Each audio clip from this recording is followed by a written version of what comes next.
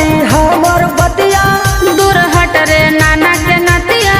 काहे खातिर हमरा डाटो हकगे गे सुन धानी हमर बतिया दूर हट रे नाना के नतिया। काहे खातिर हमरा डाटो हकगे।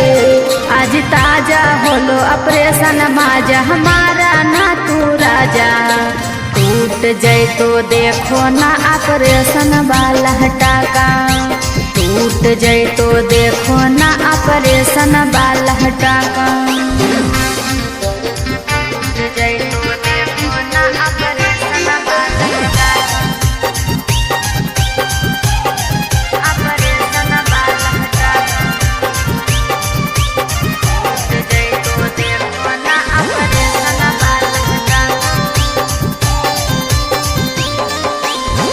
छोबे महीना भेलो घाव हो तब सूखल गे। काहे खातिर रानी हमरा रखो हखी भूखल गे। सुना चलो है पुरबैया हवा हो भाई बड़ी दर्द जी। देखिए के तोहू पिया करी ले हो सबर।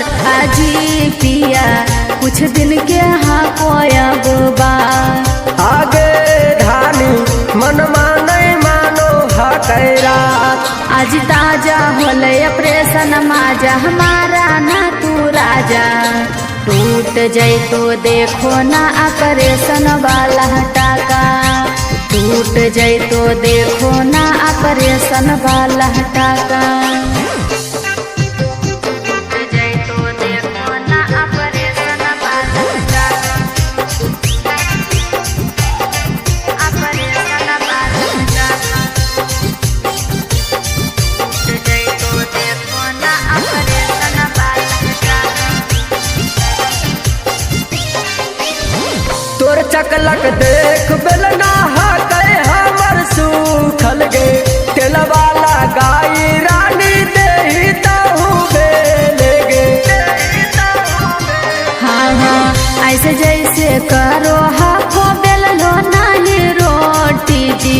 नाने उमरिया में राजीव धैले हाथों चोटी।